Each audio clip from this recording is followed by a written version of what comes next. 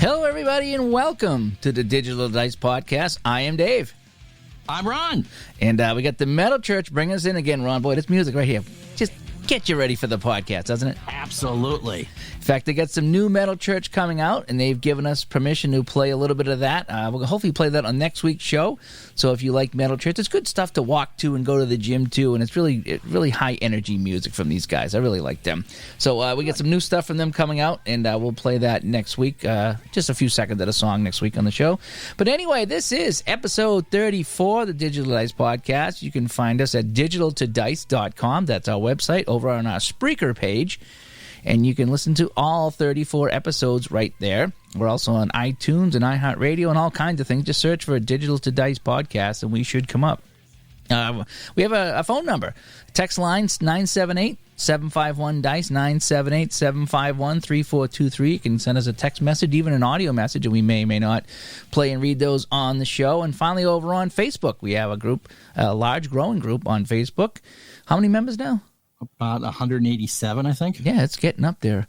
And that is facebook.com/groups/digital to dice. And that's where we talk about the podcast. We talk about your projects. When we get a lot of feedback from the community on that group, and we talk when we ask questions. Last week's show, we got a lot of feedback, and a lot of that comes from our group. So if you're on Facebook, head over there and join the discussion, so to speak. So anyway, holy cow, Ron, we got a lot to talk about today. Yes, we do. In fact, we had to restart the show because of all the stuff that's coming in on email that we're going to talk about. It's like we need to stop the show and go back and talk about this because we're really excited about some of this stuff. We really are.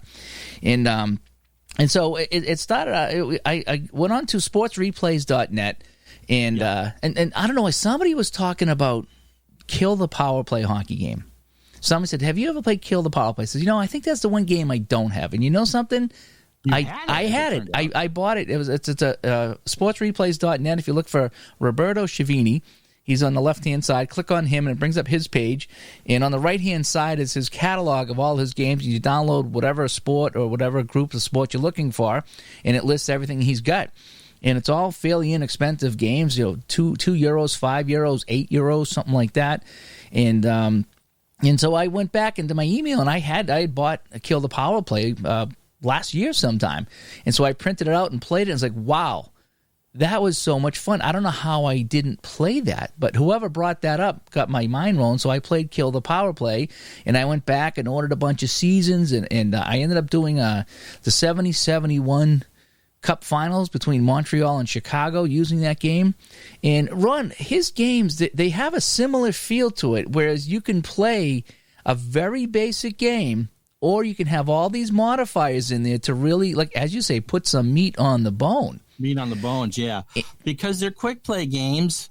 The track and field and the swimming are more of like different type of lap things. But they're games that once you have set up, that you can play in 2 or 3 minutes. Yeah, and so he's got.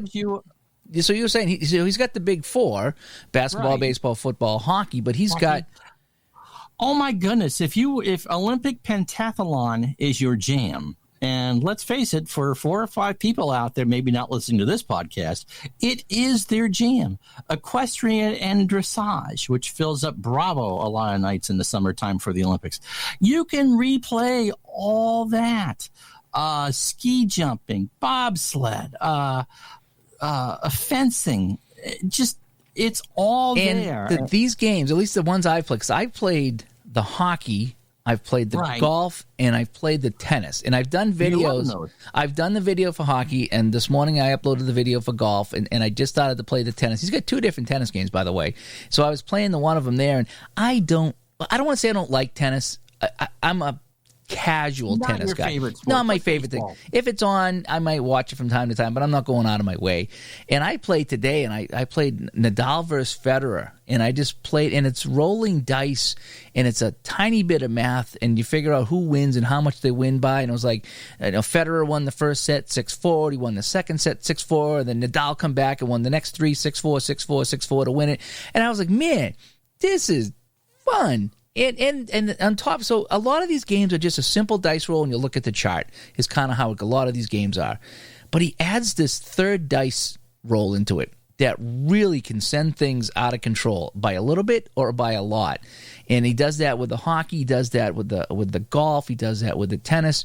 And that's what makes it fun, is because you got to, I'm a big fan of the Downey Final Score hockey game, as you know. Okay, I played an entire season. I think it was a 70-71 season. I played the entire season with that, had a lot of fun with that, and I did like the clutch roll that they had with that. But with his game, that third dice roll, I mean, you could add 3 goals to your final score, or you could take away 2 goals from an opponent with this third dice roll. That's how crazy it gets. But it doesn't come into play all the time, which is good too. So you wouldn't want that all the time, but enough to give it.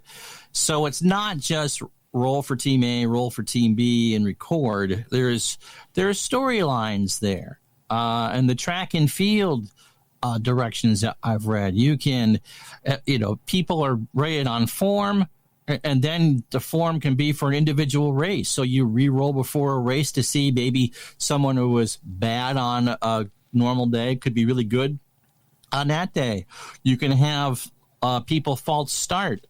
So let's say Carl Lewis. Really? Yes. No. Yes. So you could go the rules, and let's say the Olympic favorite, such as a Carl Lewis, could false start his way out of the 100-meter finals. So, I mean, there's enough variability there for games that, there's no graphics. I mean, when I do this stuff on my stream, you're going to be looking at an Excel spreadsheet. It is radio at its finest. And trust me, I've listened to track and field on the radio. It surprisingly works.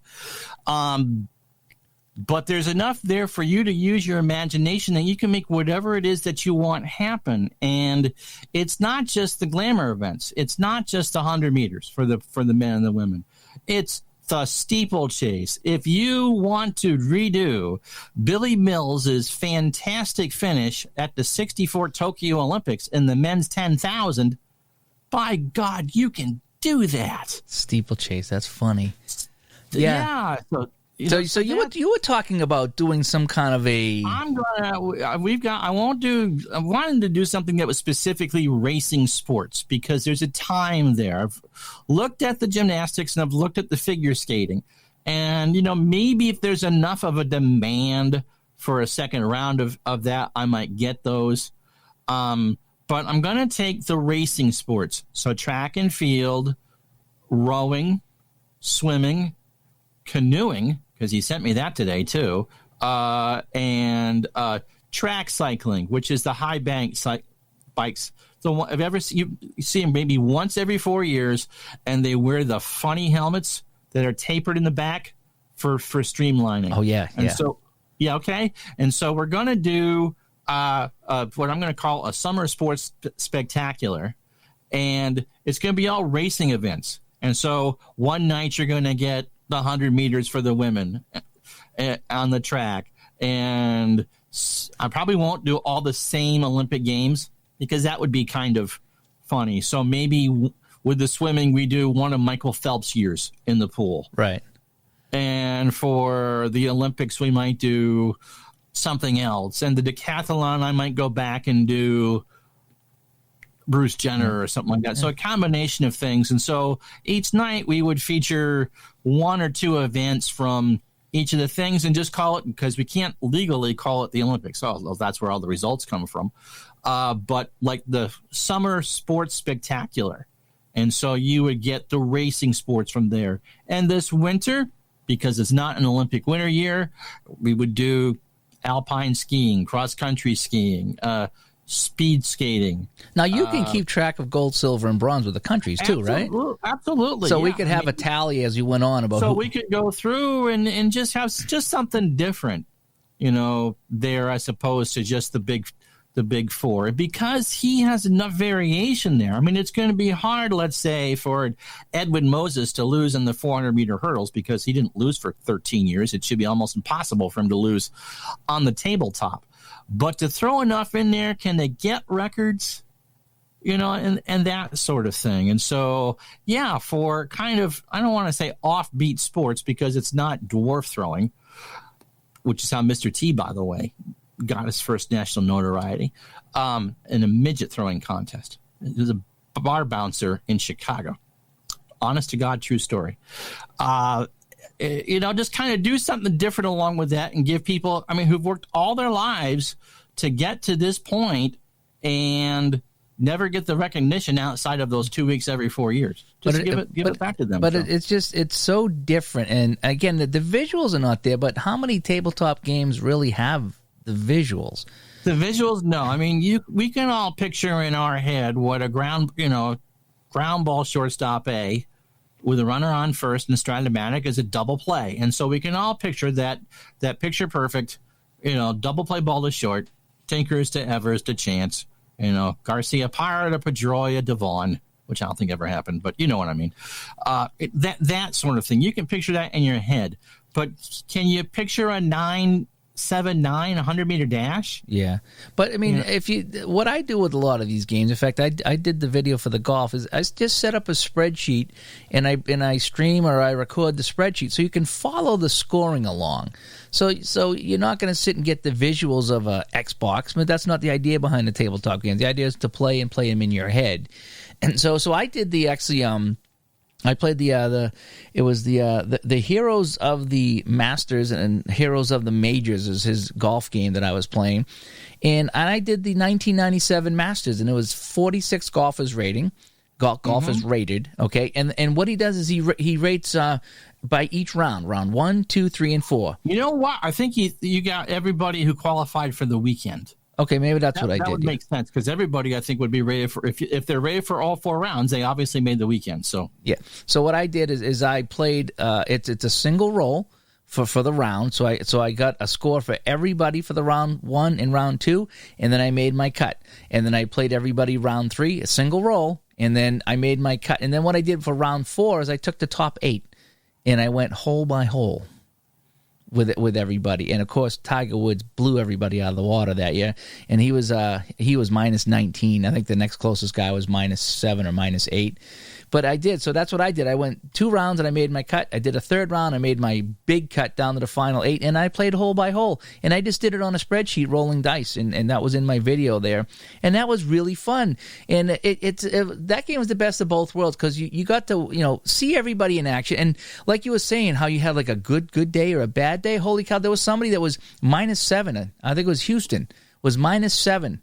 And Tiger Woods was only minus 2 after the first round. And then Houston went right downhill. He faded away. I don't even think he made the final 8.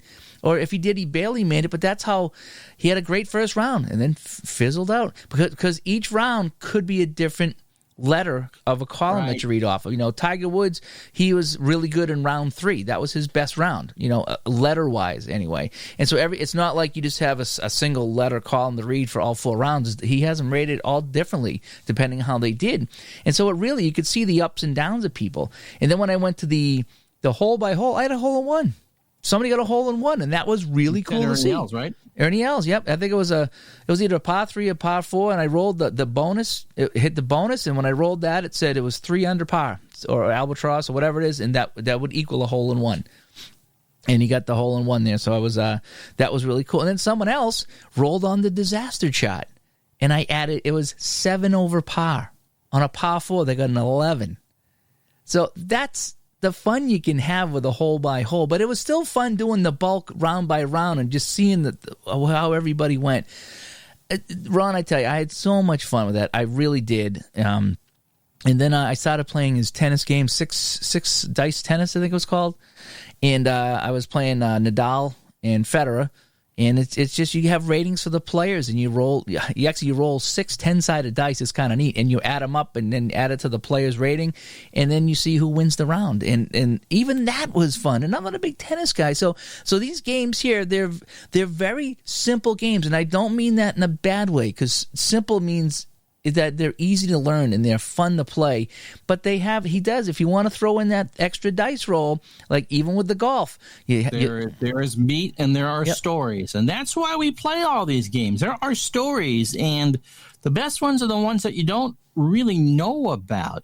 Because, it's part of the subject of today's show is avoiding game burnout. Oh, yeah, we never did talk about the subject of the show today, did we? Oh, yeah, the subject of the show today is avoiding game burnout, and we'll get to that in a little bit.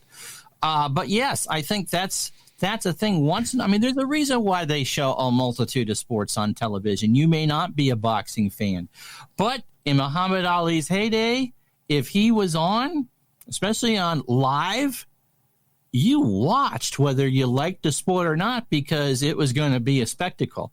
And more often than not, he was right. Right. And do you really care about what times, how fast somebody can run? I mean, yeah, Usain Bolt's a name I would think that most people know. But outside of the Olympics, you might not know who. You might know the name, but you might not know where he's from.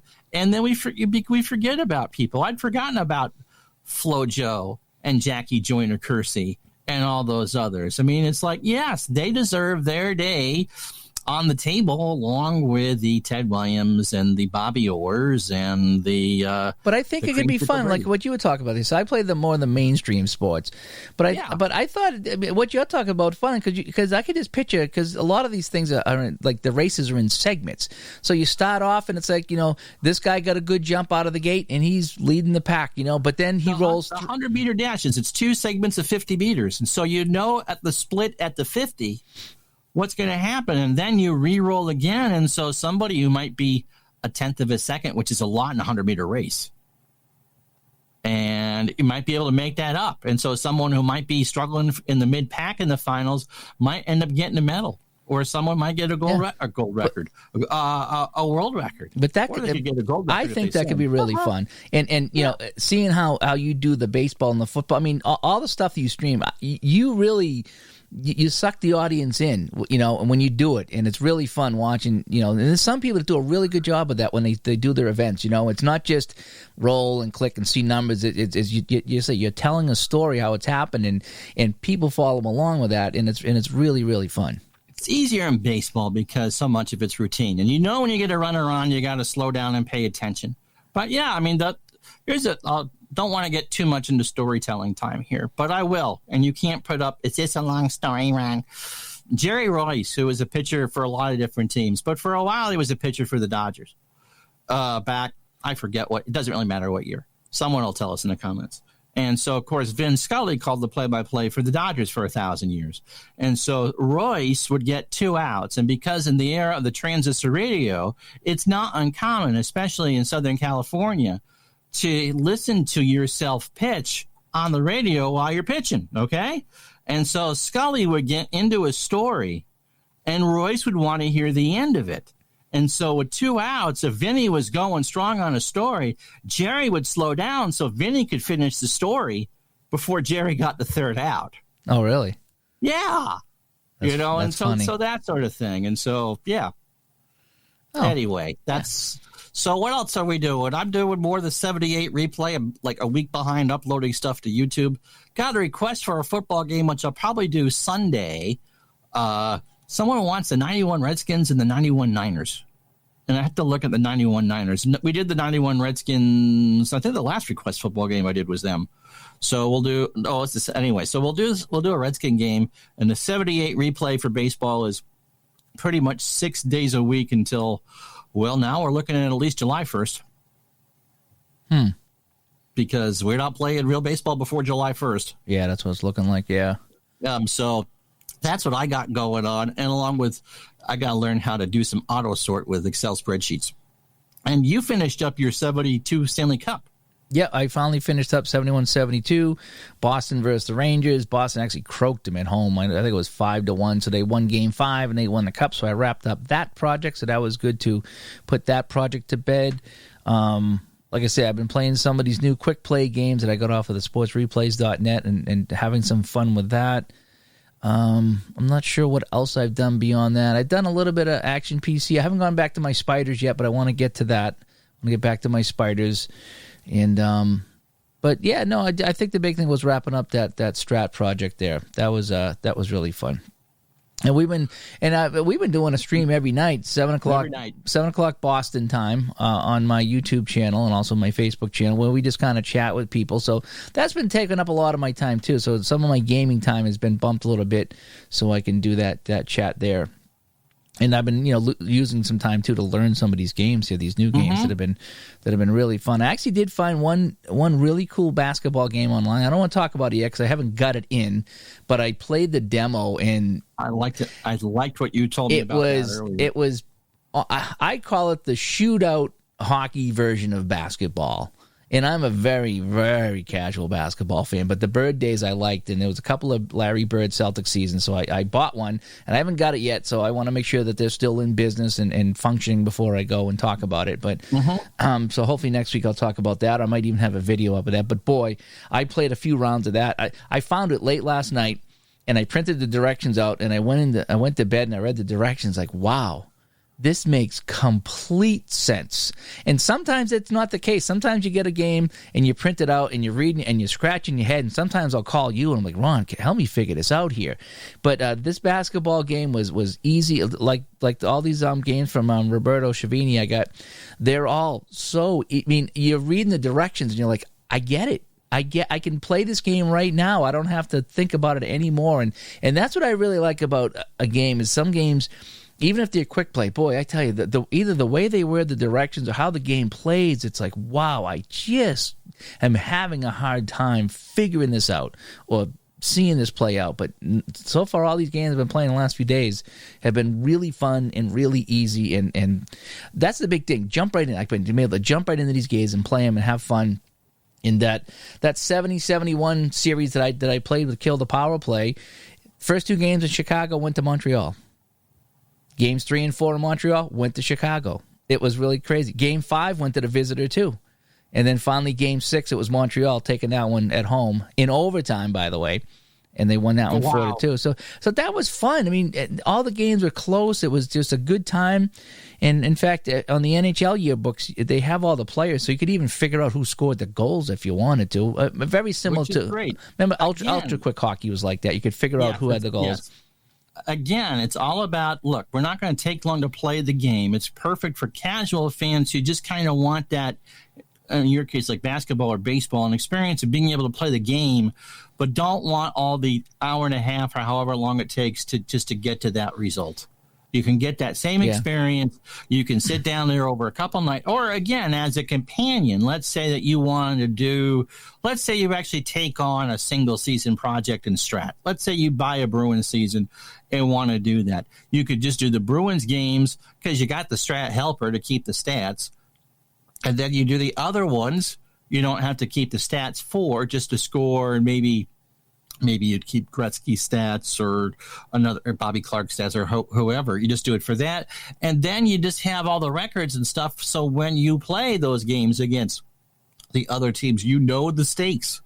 Mm-hmm. It's a good companion game for all those. And so, and sometimes you do. Sometimes you want to play the full hour and a half game. And that's what you're in the mood for. And other times you want to bang out a whole bunch of games at once with a quick play. And then there's all the games that are in between. And that's what makes this fun is the there is no wrong answer. No. And as much as people sometimes want to give us a hard time about that, there is no wrong answer.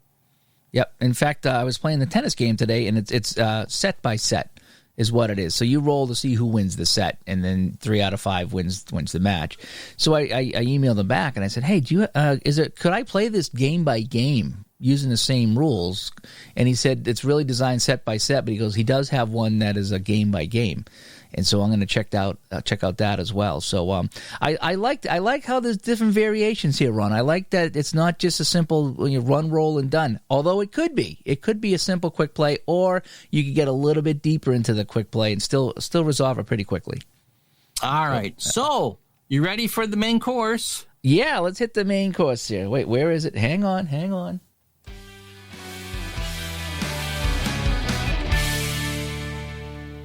No, Kimmy, you're supposed to stay 6 feet away from your boyfriend right now. That's not social distancing. I know, right?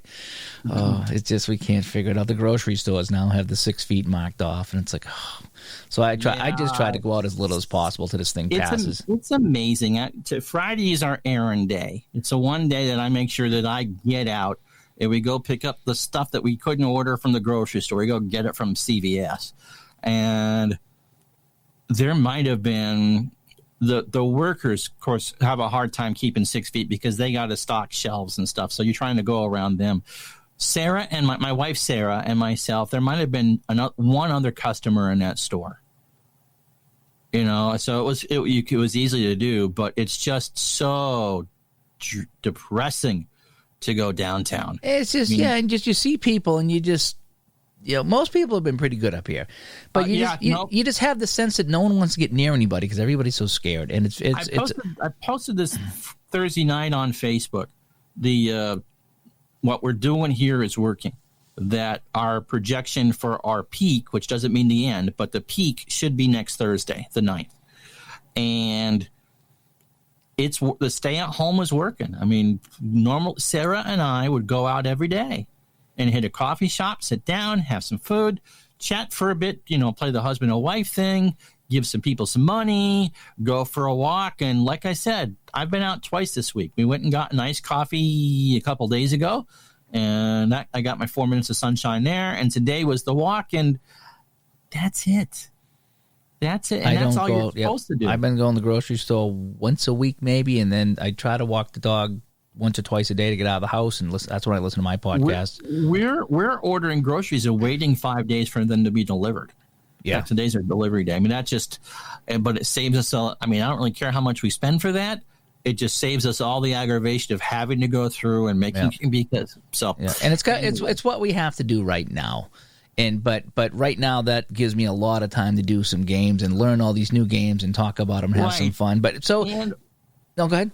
Talk about the burnout. And the other thing is, maybe there's a game, maybe there's a project like Dave wanted to finish. Maybe you're doing that single team project, or maybe you've played your 5,000th game of Stratomatic hockey. And look, no matter what times you order that godforsaken pineapple Hawaiian pizza, at some point you're going to want to put another topping on there, if you know what I mean. It's that you may give me a hard time because I don't do that, but I don't put ground beef and onions on every pizza that I get. Sometimes you want pepperoni, sometimes you want sausage, and hey, sometimes you just want cheese because cheese tastes good. And so that's the topic of the show, is that once you play a game so much that you can do the engine in your sleep, the first thing you're going to have happen, Dave, is you're going to know the strengths and weaknesses of every game engine. Yeah, and every game engine has that. There's nothing wrong with it. There's no such thing as the perfect game. Every game has strengths, and every game has flaws. Some games' flaws, I'm not going to mention any names, are much more pronounced than the others. And if you get, let's say, in an engine that you want to like, again, no names here, but that you want to like, and so you start a project and you get maybe a quarter of the way through it, and now you find yourself, you've taken out the garbage, you've painted the deck, you've done everything on your honey-do list, you got 5 extra hours because you don't know what to do, you've watched this, you can't binge watch that series on Netflix because the wife is 3 seasons behind. Don't you dare watch that. Don't you dare watch that without me. You're sleeping on the couch with the dog is wet. We have the opposite problem here is she's the one that watches the seasons, and I'll sit down and I'll catch every third or fourth one, and I'll be like, why is he doing that? She's like, because they broke up. Oh, well, why is he working here?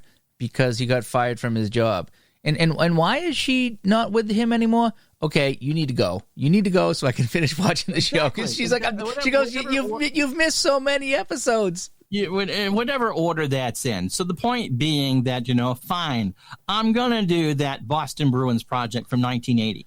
And they go, this annoyed me. And that annoyed me. And 3 games later, you're more annoyed because Bobby Orr or whoever lost the puck 18,000 times in a row. And so today we're going to talk about how to avoid that burnout. So you're not sitting there, because we're at the point now where we want to keep ourselves occupied and mentally as strong as possible, that you don't want to sit there and get bogged down in the engine or just playing things because you're bored, there's nothing else to do, and you're just running through it to finish. Yeah, and that has happened too. When you play a game a lot, and I have my favorites, like we all do, and you play it and you play it and you play it and you play it, and then it's just like you look at it, it's like I just don't want to play that today. It's like I want to do something different. I don't care if it's a quick play, if it's a long play. And you got to go and like I say about the pizza, it's like you can't keep eating the same pizza over and over. You can't keep eating as much as I like a certain type of food.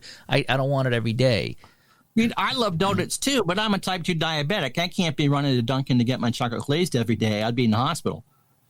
Yeah, so I mean, you got to eat the celery once in a while. But yeah, so when I play some of these games, I got my favorites, obviously, and I've mentioned him here on the show, and I could play those anytime. But again, you get into a longer project, or if you can continue to play one over and over and over, how do you break up that? How do you not get mad at the game just because you kind of, I don't say bored with it, but you, like I said, you start to know the ins and outs of it. You start to get, know how to game the game, so to speak, maybe. Exactly. Or your team doesn't do as well as you think that they should, which isn't necessarily the game's fault.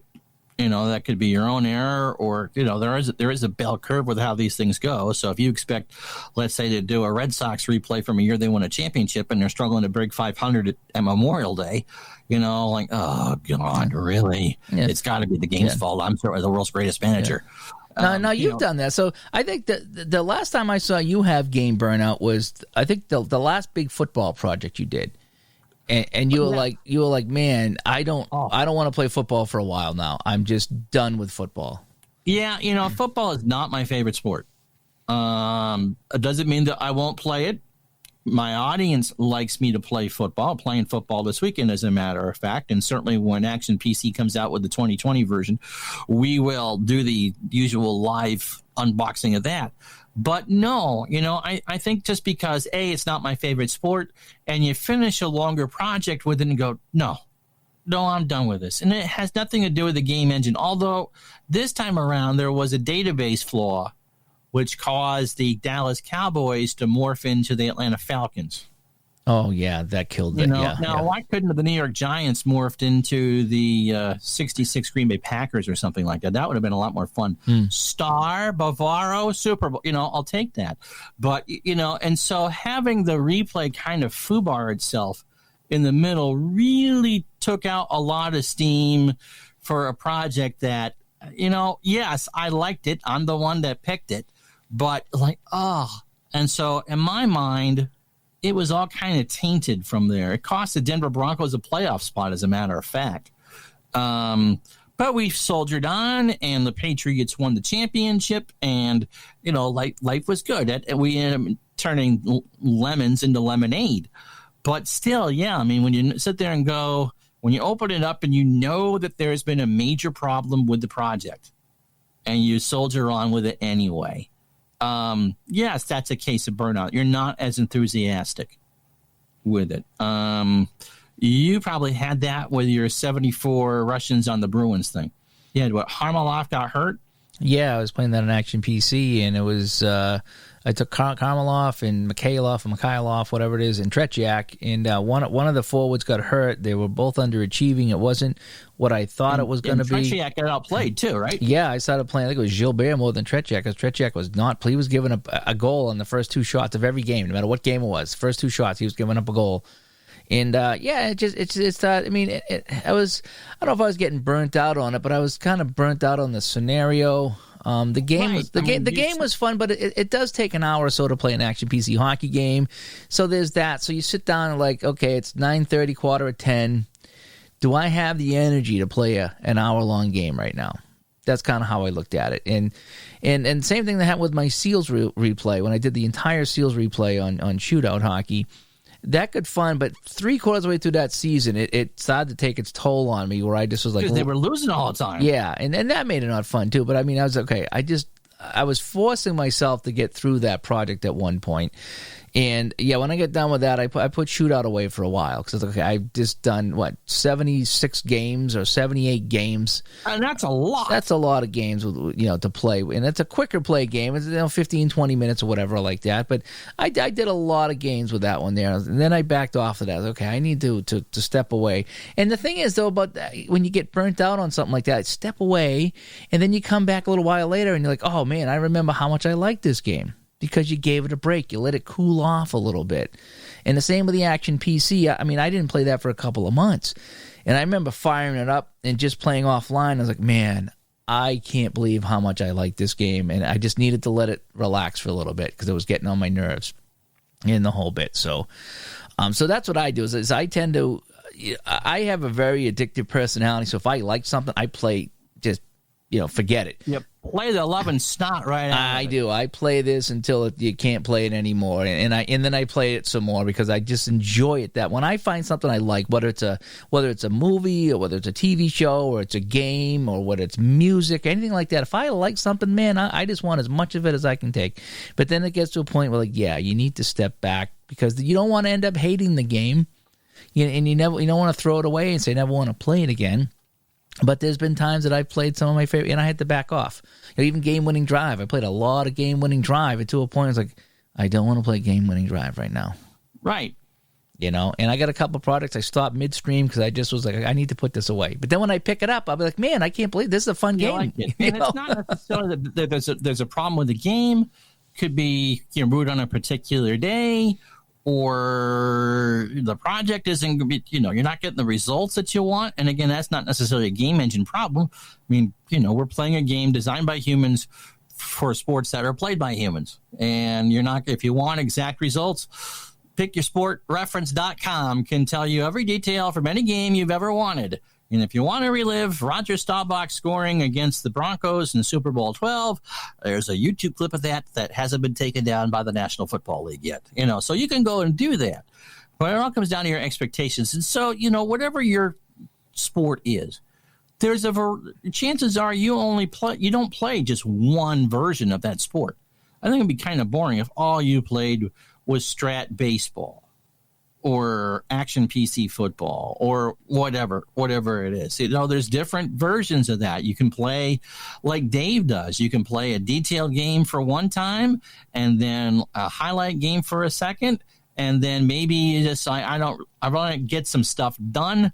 I want to spend some time with my favorite sport, but I don't want to take an hour to play a game. Well, how many games can you play in an hour of final score hockey? Right. You could do a couple days. So. And what I tried to, I really haven't got too much game burnout per se, because aside from the couple of long products that I did, I have all these smaller games that I like to go through myself. I mean, I'll pull out the Mike Seelock football game and roll, a handful of games or a playoff scenario. I got the wrestling game that I play. So I really try to mix up all my games. In fact, I'm always looking for new games. And I found a whole bunch, and we talked about them at the beginning of the show, and it's like, wow, it's like, these are so much fun. So what did I do? I played the Stanley Cup Finals in one of these games and did it in a night. Not even a night, just a few hours, I played the 1997 Masters last night. I think I don't know if I had you or I think Al was doing a football project last night. He put Brady on the Buccaneers. He swapped Brady and the Buccaneers. Yeah, you won't be able to do that in Action PC until the 23rd, but yes. But so he did that with 2nd and 10, I think it was, and he swapped the Jameson guy and Brady, and he played out the season, and they both went 8-8, I think, like that.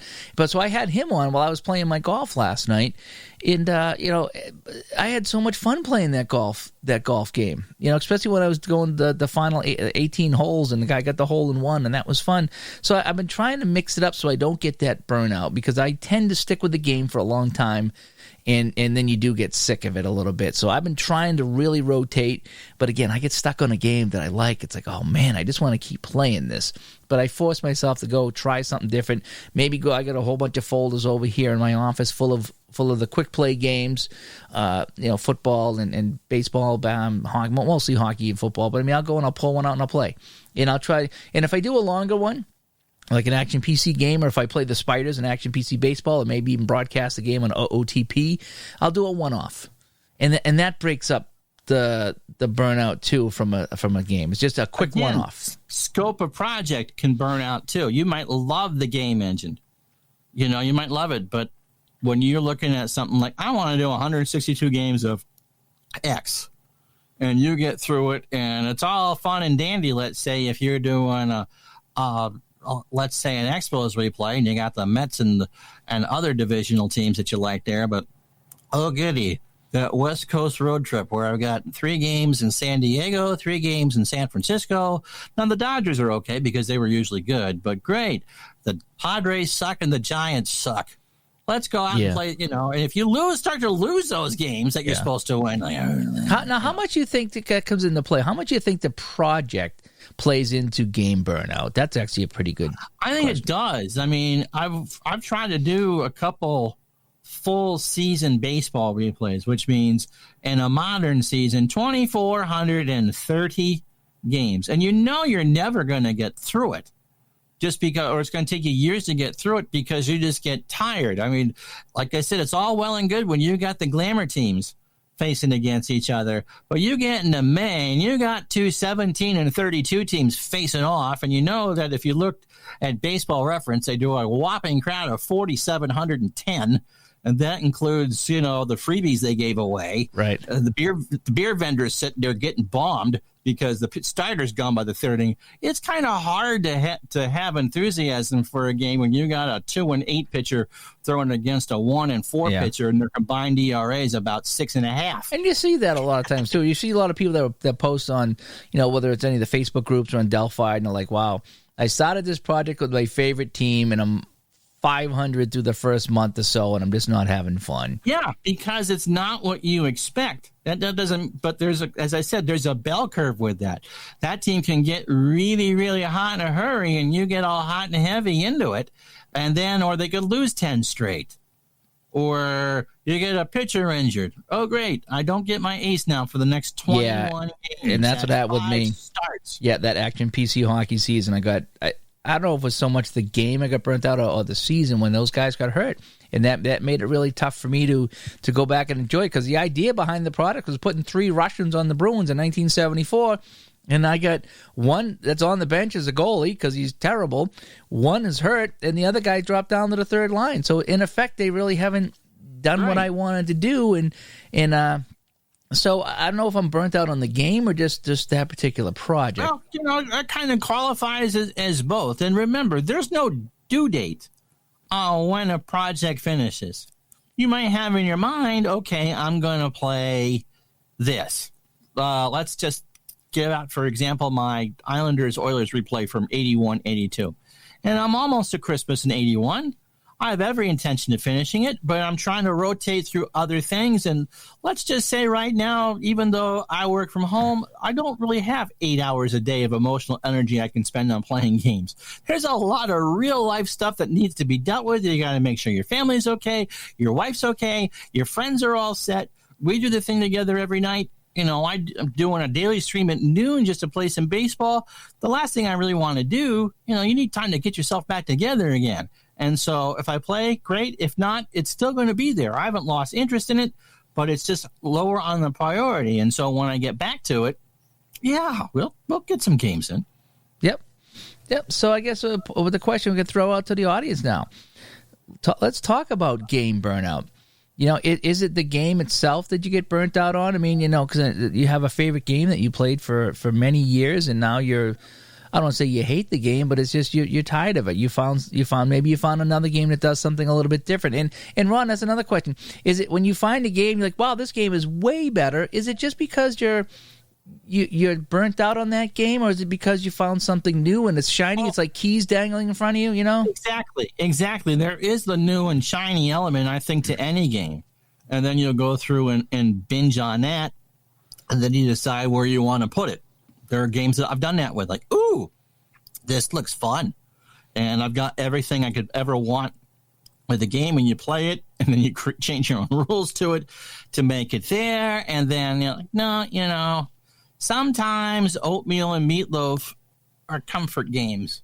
Right. I'm not going to mention any game companies, but, you know, when you're really stressed or whatever, sometimes to go back to what you love is what you're going to do, because you know how it works, you know how it plays, warts and all, and you can just get stuff done. Sometimes, as you do, you know, you go back to what you're comfortable with. And there are times that you're more, you know, want to be more adventurous with the new game. Doesn't mean that it won't become an old familiar shoe on your tabletop, but sometimes just give me what I know. Don't make me figure anything out. Right. And some, like I say, going back to the comfort food, you know how it plays the whole bit, and then you realize, boy, I had so much fun playing this game, you know. Yes. And I don't know why I got mad at it. You know, it could have been a number of things.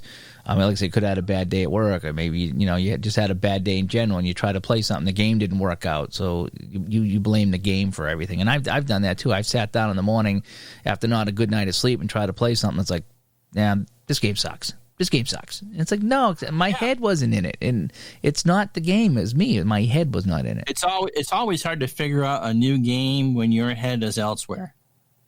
Yeah. Yeah, it really is.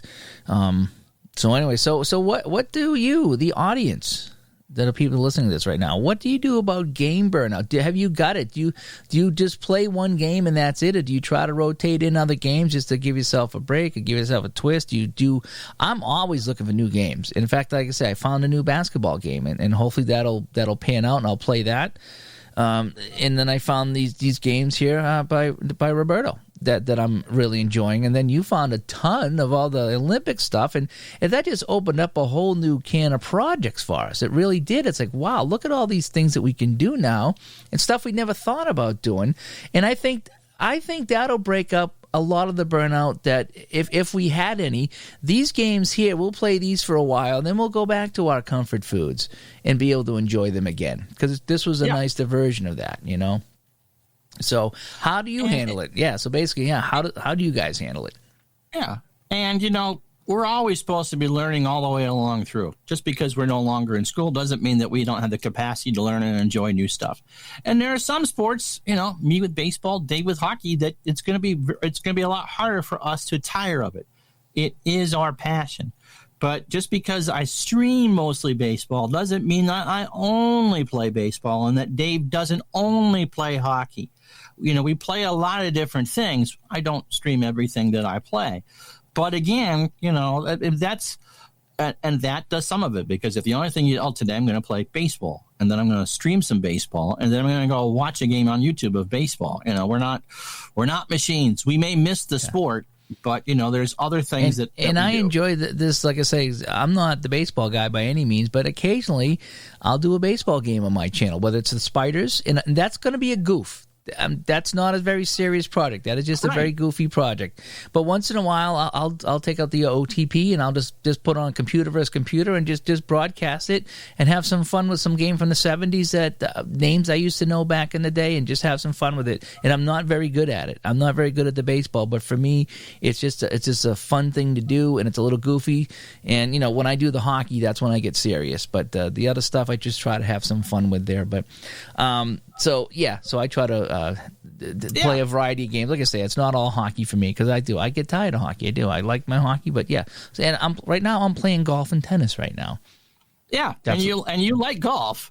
Yep, and I'm liking the golf, and I'm liking the tennis. I played a little bit of action PC golf the other day and streamed that, and just played 18 holes with 3 golfers, and I think Ernie Els was in there, by the way. Yeah, it was. You told me it was Els. And so So mixing it up. So again, we probably asked this 10 times already, but yeah, we want your feedback. What do you guys do to avoid game burnout? What do you guys do when you get game burnout? How do you solve that issue? How do you avoid that issue? And so let us know. And on that note, we're going to wrap things up here in episode 34.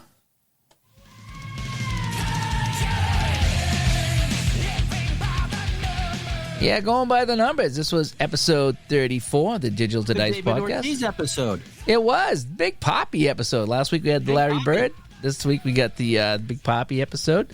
Ways you can find us. DigitalToDice.com is our website. You can find all of our past episodes there on our Spreaker webpage, DigitalToDice.com. 978-751-DICE is how you can text us. And our Facebook group, Facebook.com/group/DigitalToDice. Ron, thanks for joining me again.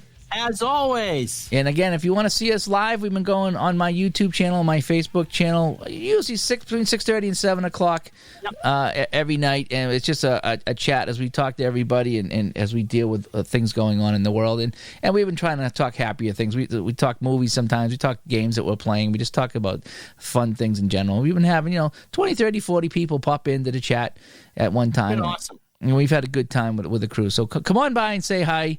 And in the whole bit. So anyway, we'll talk to everybody next time. Bye-bye. Bye-bye.